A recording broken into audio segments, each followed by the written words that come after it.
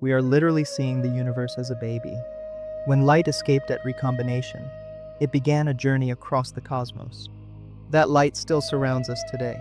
We call it the cosmic microwave background. It's not visible to your eyes, but it fills the entire sky. This radiation is a snapshot of the universe, when it was only 380,000 years old. It's the oldest image of reality we will ever see.